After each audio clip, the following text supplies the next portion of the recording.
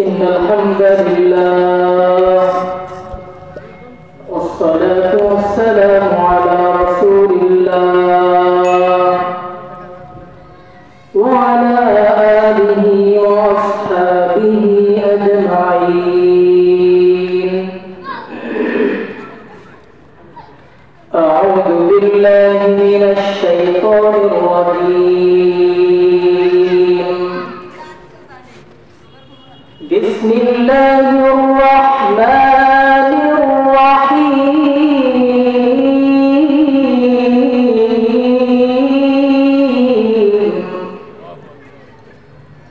ولقد بعثنا في كل أمة رسولا أن اعبدوا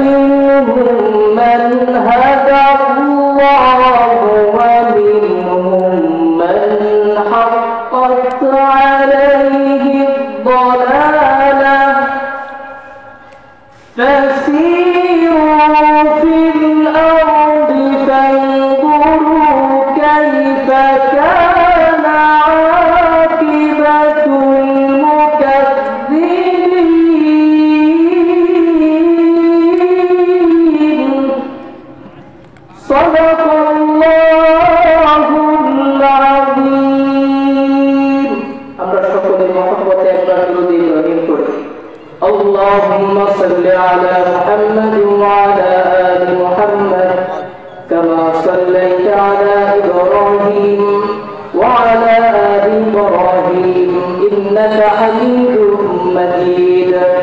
اللهم بارك على محمد وعلى آل محمد كما باركت على إبراهيم وعلى آل إبراهيم إنك حميد مجيد.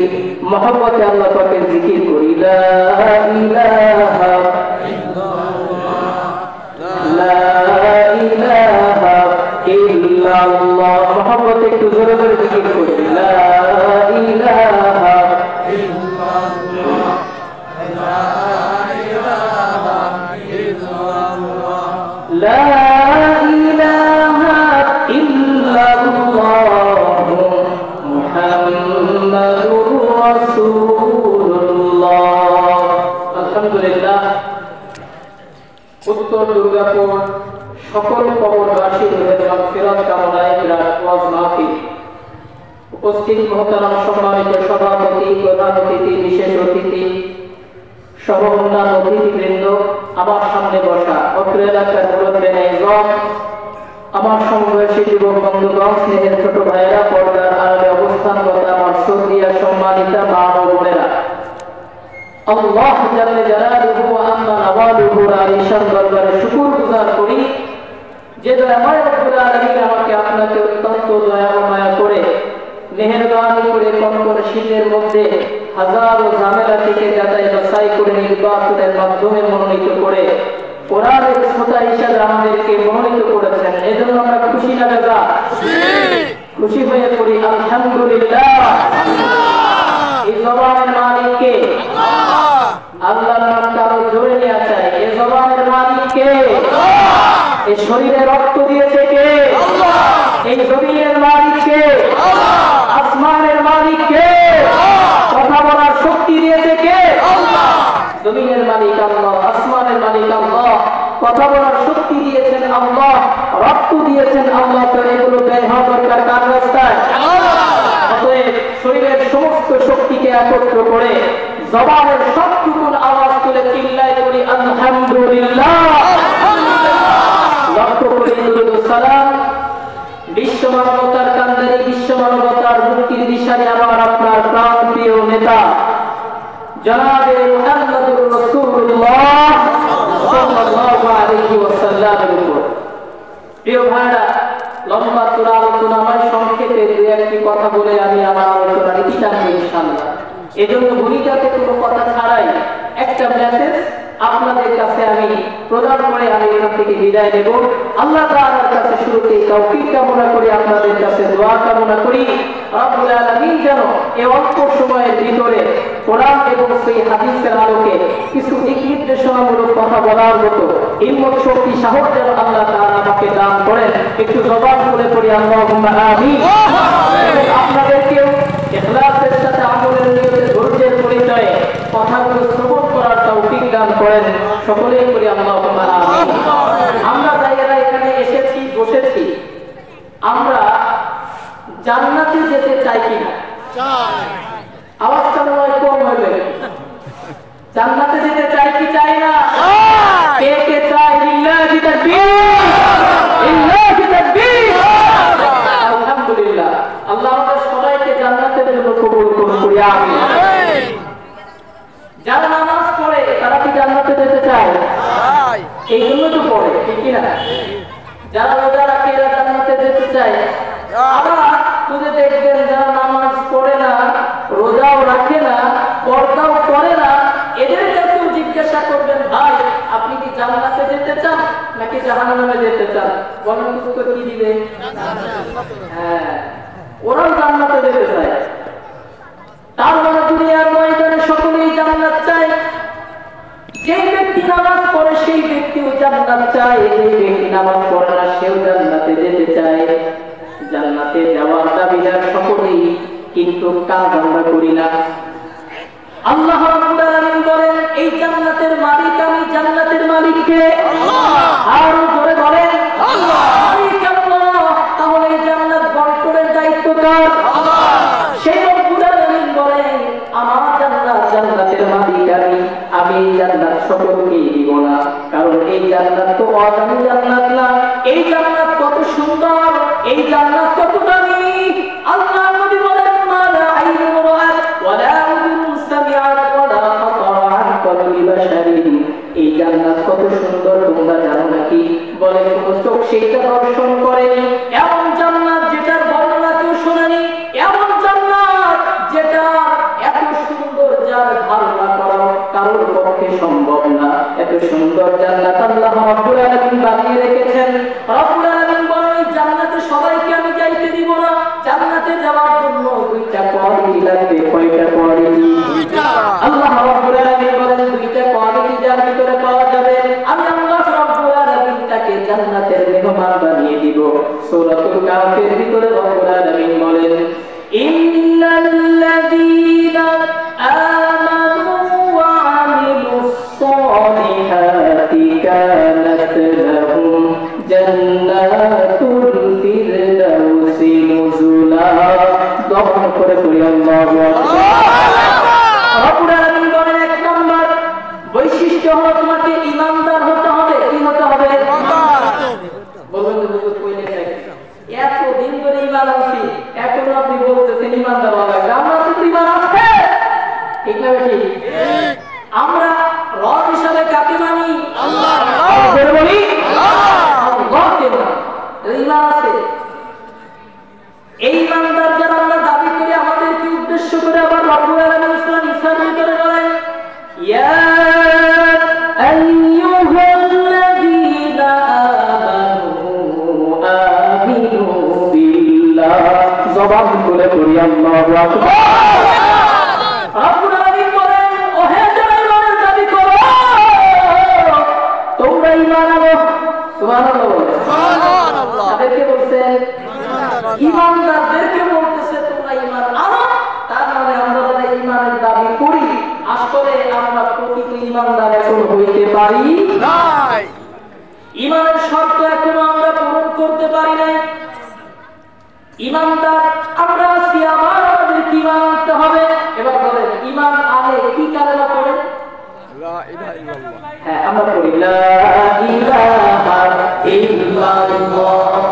লা ইলাহা ইল্লাল্লাহ। কতবার মুক্তি তারপর হিসাব আছে হুজুর, হাজার হাজার কতবার করেছি লা ইলাহা ইল্লাল্লাহ মুহাম্মাদুর রাসূলুল্লাহ। তাহলে আমরা আমাদের থেকে আবার ঈমান আনা লাগবে। আল্লাহ রাব্বুল আলামিন বলেন অবশ্যই এই ঈমানের হাকিকত তোমাদের এখনো জানা নাই। জবান দিয়ে বলছো লা ইলাহা ইল্লাল্লাহ, কিন্তু তোমার ব্যক্তিগত জীবনের মধ্যে লা ইলাহা ইল্লাল্লাহ আমল নাই। তোমার সামাজিকভাবে তোমার লা ইলাহা ইল্লাল্লাহর উপরে আমল নাই। তোমার রাষ্ট্রীয় জীবনে লা ইলাহা ইল্লাল্লাহর উপরে আমল নাই। লা ইলাহা ইল্লাল্লাহ এটা তো সাধারণ কোনো বাক্য নয়। প্রত্যেকটা নবী এসে লা ইলাহা ইল্লাল্লাহ দাওয়াত দিয়েছেন। এই লা ইলাহা ইল্লাল্লাহ দাওয়াতের এত পাওয়ার, এত শক্তি, বলে লা ইলাহা ইল্লাল্লাহ দাওয়াত দেওয়ার সাথে সাথে সেই সময়ের যারা ক্ষমতাধর ছিল নবীদের বিরুদ্ধে তারা সংগ্রাম করা শুরু করে দিয়েছিল। প্রিয় ভাইরা আমার, তাহলে হাকিকতটা কি? দুনিয়ার বুকে যত নবী রাসূল আল্লাহ তাআলা প্রেরণ করেছেন সমস্ত নবীদের একটাই মিশন ছিল, একটাই দাওয়াত ছিল। কি সেই দাওয়াত? রব্বুল আলামিন সূরাতুন নাহল 36 নম্বর আয়াত 14 নম্বর পারা 10 নম্বর পৃষ্ঠার মধ্যে আছে। রব্বুল আলামিন ইরশাদ করেন ওয়ালাকাদ বা'আথনা ফী কুল্লি উম্মাতিন রাসূলান আন ই'বুদুল্লাহা ওয়াজতানিবুত তাগুত। রব্বুল আলামিন বলেন ওয়ালাকাদ বা'আথনা ফী কুল্লি উম্মাতিন রাসূলান, এমন কোন জাতি দুনিয়ার বুক থেকে চলে যায় না যেই জাতির মধ্য থেকে আমি কোন রাসূলকে প্রেরণ করি নাই। প্রত্যেকটা জাতির উপরে আমি রাসূল প্রেরণ করেছি। এই রাসূলদের কি দায়িত্ব ছিল, কি মিশন ছিল, কি ভিশন ছিল? তাদের দাওয়াত ছিল একটা, সেটা হলো ইয়া কওমি আ'বুদুল্লাহা মা লাকুম মিন ইলাহিন গায়রু। হে আমার কওম, তোমরা আল্লাহর ইবাদত করো, আল্লাহ ছাড়া কোনো ইলাহ নাই। আর 2 নম্বর ওয়াজতানিবুত তাগুত, তোমরা তাগুতের অনুসরণ থেকে তার দাসত্ব থেকে বের হয়ে আসো। তাগুতের অনুসরণ থেকে বের হতে হবে। প্রিয় ভাইরা আমার, এখান থেকে আমরা একটা শিক্ষা পেলাম, সেটা হলো ইবাদত করতে হবে কার? আল্লাহর। আর বেরিয়ে আসতে হবে কার ইবাদত থেকে? শয়তানের ইবাদত। তাগুতের। কার? তাগুত। আবার বলেন তাগুতের। এই তাগুতের ঈমান থেকে বের হয়ে আসতে হবে, তার অনুসরণ, অনুকরণ, পূজা, ইবাদত থেকে বের হয়ে আসতে হবে আগে, এরপরে আবার আপনাকে ঈমান আনতে হবে। ঈমান আনার আগেই শর্ত একটা, যেমন নামাজ পড়ার আগে শর্ত আছে, ওযু করতে হবে, পবিত্রতা অবলম্বন করতে হবে। ঠিক কিনা বলেন? নাকি আপনি ওযু না করলে নামাজ পড়লে নামাজ হবে না? হবে না। বলে নামাজ পড়ার জন্য ওযু শর্ত, ঈমান আনার জন্য তাগুতকে আগে অস্বীকার করা শর্ত। দলিল কি? আল্লাহ রাব্বুল আলামিন পবিত্র কোরআন কারীমের 2 নম্বর সূরা সূরাতুল বাকারার 257 নম্বর আয়াত 3 নম্বর পারা 1 নম্বর পৃষ্ঠার শেষ আয়াত। রব্বুল আলামিন বলেন ফামান ইয়াকফুর বিত-তাগুতি ওয়া ইউমিন বিল্লাহ ফাকাদ ইসতামসাকা বিল উরওয়াতিল উসকা লা ইনফিসালা লাহা আল্লাহু সামিউন আলীম। জবান খুলে পড়ি আল্লাহু আকবার। রব্বুল আলামিন বলেন তারাই তো দ্বীন ইসলামকে দৃঢ় হস্তে ধারণ করতে পারে যারা কি ইয়াকফুর বিল তাগুত, তাগুতের উপরে কুফর করে। কার উপরে? তাগুতের উপরে। নাই ইয়াকফুর বিল তাগুত, তাগুতকে কুফর করে, মানে কুফর মানে হচ্ছে অস্বীকার করা, কুফর মানে ছেড়ে দেওয়া, কুফর মানে ঢেকে ফেলা। তার মানে আগে অস্বীকৃতি করতে হবে, আগে অস্বীকার করতে হবে তাগুত, তাগুতের অস্বীকার করার পরে কি করতে হবে? আল্লাহ বলেন ওয়া ইউমিন বিল্লাহ, এরপরে তুমি আল্লাহর উপর ঈমান আনো। যেই ব্যক্তি তাগুতকে অস্বীকার করতে পারবে তার জন্যই জান্নাত। সূরাতুল জুমার 23 নম্বর আয়াত 23 নম্বর পারা 19 নম্বর পৃষ্ঠার মাঝামাঝিতে আছে। রব্বুল আলামিন বলেন ওয়াল্লাযীনা জাতালাবুত তাগুতা ইয়াবুদুহা ওয়া আনাবু ইলাল্লাহি লাহুমুল বুশরা ফাবাশশির ইবাদ। আল্লাহ রাব্বুল আলামিন বলেন তোমাদের মধ্যে যারা নাকি তাগুতকে অস্বীকার করতে পারবে, তাগুত থেকে বিরত থাকতে পারবে, আর আল্লাহ রাব্বুল আলামিনের ইবাদত করবে, আমার দিকে অভিমুখী হয়ে যাবে, আমি আল্লাহ রাব্বুল আলামিন তাদেরকে জান্নাতের সুসংবাদ দিয়ে দিই। এখন তাগুতকে অস্বীকার করতে হবে। কিভাবে অস্বীকার করব যদি তাগুতকে নাই চিনি? একটা জিনিস থেকে আপনি বেঁচে থাকবেন, চিনেন না, তাহলে সম্ভব? এটা চিনার দরকার আছে না নাই? তাগুতকে যদি অস্বীকার না করেন তাহলে ঈমান আনলে কোনো লাভ হবে না, ঈমানে ভেজাল ঢুকে যাবে। দুধ দহন করে দুধ রাখবেন একটা পাত্রে, পাত্রটা পরিষ্কার হওয়ার দরকার আছে না নাই? যদি পরিষ্কার না থাকে, ওর ভিতরে থাকে গরুর পেশাব, আর ওর ভিতরে আপনি দুধ দিলেন, ওই দুধ তো খাওয়া হবে, ঠিক না? খাওয়া যাবে? আগে পরিষ্কার করতে হবে, এরপরে দুধ রাখলে ওই দুধ খাওয়া সম্ভব। কথা বলে ঠিক কিনা? আপনারা কি রাগ করতেছেন? কথা একটু জোরে বলার চেষ্টা করবেন, কারণ মুসলমানদের কামান বিমানের প্রয়োজন হয় না, মুসলমানদের ইমানের আওয়াজটাই বড় অস্ত্র। কথা বলুন ঠিক কিনা? কারণ মুসলমানদের এই আওয়াজের কারণেই বাংলাদেশে শাহজালাল রহমাতুল্লাহি আলাইহি নারায়ে তাকবীর আল্লাহু আকবার স্লোগান দিয়েছেন, গৌর গোবিন্দের পতন হয়েছে। কথা বলুন ঠিক কিনা? বাংলাদেশের আপামর সাধারণ জনগণ লা ইলাহা ইল্লাল্লাহ নারায়ে তাকবীর আল্লাহু আকবার স্লোগান দিয়েছে, বাংলাদেশের নেতাশ্রী মসজিদের পতন হয়েছে। আজ যদি বাংলাদেশের ইমানদাররা নারায়ে তাকবীর আল্লাহু আকবার স্লোগান দিতে পারে, বাংলাদেশ থেকে বঙ্গবন্ধুর পতন হয়ে যাবে, ইহুদি খ্রিস্টানদের দালালদের পতন হয়ে যাবে। এই জন্য মুসলমানদের ইমানের আওয়াজই বড় অস্ত্র। কথা বলুন ঠিক কিনা? এই জন্য আওয়াজ দিতে রাখতে আছেন তো ইনশাআল্লাহ? আওয়াজ দেন তো, লিল্লাহি তাকবীর, লিল্লাহি তাকবীর। এই তাগুতের বিরুদ্ধে এই আওয়াজকে সোচ্চার রাখার দরকার আছে না নাই? আল্লাহ আমাদেরকে আওয়াজকে আরো বুলন্দ করার তৌফিক দান করেন, সকলে বলি আমিন। তাহলে এই তাগুতকে কিভাবে চিনব? তাগুতকে, তাগুত হচ্ছে এমন এক শক্তি যে আল্লাহ রাব্বুল আলামিনের যে সিফাত, যে গুণাগুণগুলো আছে, যেটা আল্লাহর জন্য খাস, সেটা নিজের মধ্যে নিয়ে সেটা মানুষকে চাপ দেয় নিজেকে করার জন্য। আল্লাহ একটা বৈশিষ্ট্য হলো আল্লাহ আমাদেরকে খাওয়ায়, ঠিক কিনা বলেন? আমাদেরকে খাওয়ায় কে? আল্লাহ। যারা বললেন আর সন্দেহ আছে নাকি? আমাদেরকে খাওয়ায় কে? আল্লাহ। এখন যদি কেউ বলে যে বাংলাদেশের 16 কোটি মানুষকে আমি খাওয়াই, তাহলে সে কি? কথা বলেন?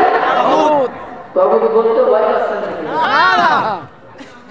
যদি আল্লাহ আমাদেরকে খাওয়ায়, কিন্তু যদি কেউ বলে যে খাওয়াইছে আমি, আরো 5 লক্ষ রোহিঙ্গার দায়িত্ব আমি নিতে পারবো, সে কি? আওয়াজ করে বলেন কি? আল্লাহ রাব্বুল আলামিনের যে কোনো সিফাত নিজের মধ্যে ধারণ করে, নিজের মধ্যে ধারণ করে সে বলে আমার অনুসরণ তোমরা করো, এবং মানুষ যখন তাকে আল্লাহর সিফাতের এই বৈশিষ্ট্যগুলো বলে ডাকে, তখন নিজে খুশি হয়। কি হয়? এটাকে কি বলে? আইনদাতাকে আরো জোরে বলেন ভূমিকা। আইন চলবে কার? আমার আল্লাহ তা'বুদু ইল্লা ইয়্যাহ ইনিল হুকমু ইল্লা লিল্লাহ। জমিন যার আইন চলবে তার, কিন্তু আমি বললাম না আল্লাহর আইন চলবে না, আইন চলবে আমার। আমি মসজিদ বলেন না, আমি বাংলাদেশের অবক্তব্য, আইন চলবে আমার। সেই ব্যক্তি কি? তাগুত। কথা বলেন? তাগুত। এখন তাগুত সে যে আল্লাহর সিফাতকে নিজের মধ্যে ধারণ করে এবং মানুষকে মানতে বাধ্য করে, এবং মানুষ মানার পর নিজে আনন্দিত হয়, তাকে বলে তাগুত। পৃথিবীর সবচাইতে বড় তাগুতের নাম হলো শয়তান। কথা বলেন কে? আল্লাহ রাব্বুল আলামিন সূরা ইয়াসিনের 60 নম্বর আয়াত 23 নম্বর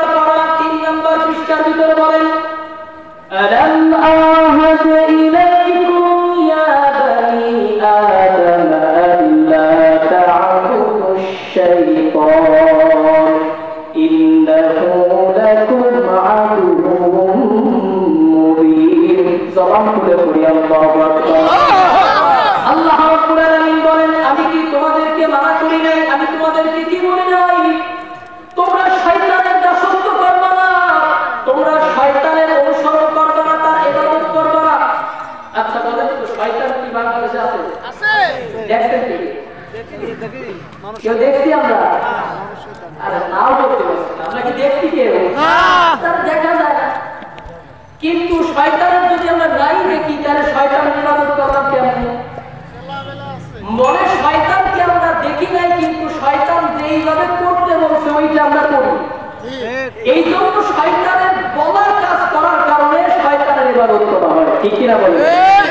পৃথিবী থেকে বিগত হয়ে গেছে যারা তাগুতের সবচেয়ে বড় তাগুত একজন, তার নাম হলো ফিরআউন। কথা বলুন ঠিক কিনা? আল্লাহ রাব্বুল আলামিন হযরত মূসা আলাইহিস সালামকে বললেন, ইযহাব ইলা ফিরআউনা ইন্নাহু তাগা। হে মূসা, তুমি ফিরআউনের কাছে দাওয়াত নিয়ে যাও। কেন? বলে সে তাগুত হয়ে গেছে। সে কি হয়ে গেছে? তাগুত হয়ে যাওয়ার কারণে তার কাছে যাও, কারণ সে নিজেকে আইনদাতা বানিয়েছে। হযরত মূসা আলাইহিস সালাম তাওরাত কিতাব নিয়ে এসেছেন। এই তাওরাত কিতাবের উপরে যখন জনগণকে আমল করার জন্য বলেছে, তখন জনগণকে ফিরআউন বলেছে, আনা রাব্বুকুমুল আ'লা, আমি তো সবচেয়ে বড় রব। অতএব মূসা যে আইন দিয়েছে, সে যা বলছে তার রবটাকে আইন দিয়েছে, সেই রবের আইন মানা যাবে না। আমি তো এমন একজন ব্যক্তি,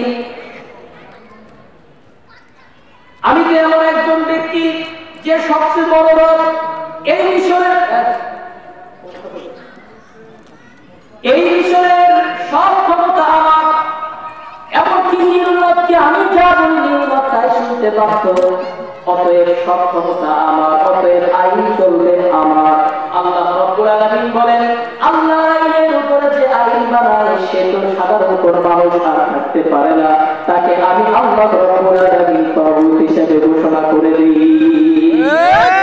প্রিয় ভাইরা আমার, হযরত মূসা আলাইহিস সালাম তার বিরুদ্ধে লেগে গেলেন। ফিরআউন বলল, তুমি আমার কথা মানলে না, আমি তো সবচেয়ে বড় রব, আর তুমি রবের কথা যখন মানলে না তোমার খবর আছে। হযরত মূসা আলাইহিস সালামকে পিছন দিক থেকে ধাওয়া করেছে। হযরত মূসা আলাইহিস সালাম তার বনি ইসরাঈলের সমস্ত সাথীদেরকে নিয়ে এইবার রওনা করেছেন। সামনে লোহিত সাগর চলে আসলো, পিছন দিকে ফিরআউনের বাহিনী, সামনে তো লোহিত সাগর, সামনেও যাওয়ার কায়দা নাই, পিছনেও ফেরার কোনো সুযোগ নাই। আবার তারাই থাকলেও তো পিছন দিক থেকে ফিরআউনের বাহিনী এসে তাকে ধূলিসাৎ করে দেবে। এখন সে কি করবে? করার কিছু আছে? বলে এইবার আর করার কিছু নেই, সমস্ত ক্ষমতা তার হাত থেকে চলে গিয়েছে। হযরত মূসা আলাইহিস সালাম এবার আল্লাহকে বললেন, আল্লাহ, আমি তো তাগুতের বিরুদ্ধে সংগ্রাম করেছি, তাগুতের বিরুদ্ধে সংগ্রাম করার কারণে তাগুত আমাদেরকে দুনিয়া থেকে ধ্বংস করে দেবে, তুমি আমাদেরকে বাঁচাও। আল্লাহর কাছে সাহায্য চাওয়ার সঙ্গে সঙ্গে আল্লাহ রাব্বুল আলামিন এইবার আয়াত নাযিল করলেন, فأوحينا إلى موسى أن اضرب بعصاك البحر। আল্লাহ রাব্বুল আলামিন বলেন, এইবার তুমি তোমার লাঠি দিয়ে লোহিত সাগরের উপরে আঘাত করো। আঘাত করলেন, সাথে সাথে কয়টা রাস্তা হয়েছিল? 12টা। কমন করছে না? কয়টা রাস্তা? 12টা। কয়টা বলেন? 12টা রাস্তা হয়েছে। রাস্তা দিয়ে এবার চলে গেল। এইখান থেকে একটু শিক্ষা গ্রহণ করুন। আল্লাহ রাব্বুল আলামিন মুমিনদেরকে কখনই সাহায্য করেন, কখন? আল্লাহ রাব্বুল আলামিন সূরাতুল বাকারার 105 নম্বর আয়াতের মধ্যে দলিল দেন, আম হাসিবতুম আন তাদখুলুল জান্নাতা ওয়া লাম্মা ইয়াতিকুম মাসালুল লাযীনা খালু মিন ক্বাবলিকুম মাসাতুহুমুল বা'সাউ ওয়াদ-দাররা'উ ওয়া যুলজিলু হাত্তা ইয়াকুলা আর-রাসূল ওয়াল্লাযীনা আমানু মা'আহু মাতা নাসরুল্লাহ ইন্না নাসরুল্লাহি করিব। চিল্লায় পড়ি আল্লাহু আকবার। আল্লাহ রাব্বুল আলামিন বলেন, তোমরা কি মনে করছো যে তোমরা জান্নাতে চলে যাবে, অথচ তোমাদের কাছে সেইটা আসেনি, সেই অবস্থা যে অবস্থাতে পড়েছিল তোমাদের বিগত যে উম্মতেরা, তারা কেমন অবস্থা হয়েছিল? সাধারণ উম্মত তো সেটা দূরের কথা, রাসূলরা পর্যন্ত বলতে বাধ্য হয়েছিল আল্লাহর সাহায্য কোথায়। এমন পরিস্থিতি যখন এসেছিল, আল্লাহ রাব্বুল আলামিন বলেন, যখন মানুষের হাত থেকে সমস্ত ক্ষমতা চলে গিয়েছে, ঈমানদারদের হাতে আর কোনো করার কিছুই নাই, আমি আল্লাহ রাব্বুল আলামিন বলেছিলাম, আলা ইন্না রাসূলুল্লাহি করিব, আমি আল্লাহ তাআলার সাহায্য অতি নিকটবর্তী, এখনই তোমাদের উপরে সাহায্য চলে আসবে। আমাদের সংগ্রাম করতে হবে দেয়ালে পিঠ থেকে যাওয়ার আগ পর্যন্ত। কথা বলেন ঠিক কিনা? দেয়ালে যখন পিঠ থেকে যাবে, আল্লাহ রাব্বুল আলামিনের আসমানি মদদ আমাদের উপরে নাযিল হবে। কথা বলেন ঠিক কিনা? এই প্রমাণ দেওয়ার জন্য সেই বনী ইসরাঈলদের কাছে যাওয়ার দরকার নাই, হযরত ইব্রাহিম আলাইহিস সালামের সময় যাওয়ার দরকার নাই, বরং আল্লাহ বাংলাদেশের জনগণকে আল্লাহ রাব্বুল আলামিন দেখিয়ে দিয়েছেন। কথা বলেন ঠিক কিনা? এই জন্য আমাদেরকে হুঁশিয়ার হতে হবে। যেমনি ভাবে বনী ইসরাঈলেরা এত নিদর্শন দেখার পরেও আল্লাহ রাব্বুল আলামিন যখন তাদেরকে জিহাদের ময়দানে ঝাঁপিয়ে পড়তে বলেছে, তারা যায় নাই। আল্লাহ তাআলা তাদেরকে 40 বছর ইহসান করে শাস্তি দিয়েছে। আমাদেরকে আল্লাহ তাআলা এরকম একটি সুযোগ দিয়েছেন, যেই সুযোগ এসেছে আল্লাহর জমিনে আল্লাহর দ্বীনকে বাস্তবায়ন করা, আল্লাহর জমিনে আল্লাহর বিধানকে বাস্তবায়ন করার সুযোগ আল্লাহ তাআলা করে দিয়েছেন। যদি এই সুযোগকে আমরা কাজে না লাগাতে পারি, বনী ইসরাঈলদেরকে আল্লাহ তাআলা 40 বছর শাস্তি দিয়েছে, আমাদেরকেও আল্লাহ তাআলা 400 বছর শাস্তির অপেক্ষা করতে হবে। এজন্য তাগুতকে চিনতে হবে। তাগুত কারা? আল্লাহ রাব্বুল আলামিনের আইনকে বেঁধে রেখে নিজে যারা আইন বানায়। বাংলাদেশে আর কাউকে আমরা নিজের হাতে আইন বানাতে দেব না। কথা বলুন ঠিক কিনা? আল্লাহর জমিনে আল্লাহর আইন চলবে। কথা বলুন ঠিক কিনা? আইন বানাতে যাবে, এই হাত দিয়ে কোরআনের বিরুদ্ধে আইন বানাতে যাবে, সেই হাতকে আমরা তুলিয়ে দেব। এই মাথা দিয়ে আল্লাহর বিরুদ্ধে, কোরআনের বিরুদ্ধে, হাদিসের বিরুদ্ধে আইন তৈরি করতে যাবে, এই মাথা আমরা কেটে নেব। কথা বলুন ঠিক কিনা? এই জন্য মুসলমানদেরকে হুঁশিয়ার হতে হবে। ভয় পাওয়ার কোনো সুযোগ নাই। আর হোক কাল হোক, মৃত্যু হবেই। আমরা চাই আমাদের শাহাদাতের মৃত্যু হোক। কথা বলুন ঠিক কিনা? আল্লাহ তাআলা আমাদেরকে তাওহীদ চিনার তৌফিক দান করেন এবং কুরআনের সাথে চলার তৌফিক দান করেন, হাদিসের উপরে চলার তৌফিক আমাদেরকে দান করেন। আল্লাহ রাব্বুল আলামিন আমাদেরকে বোঝার এবং আমল করার তৌফিক দান করেন। আমার প্রাণপ্রিয় বড় ভাই, বাতিলের আতঙ্ক উপযোগী আলোচক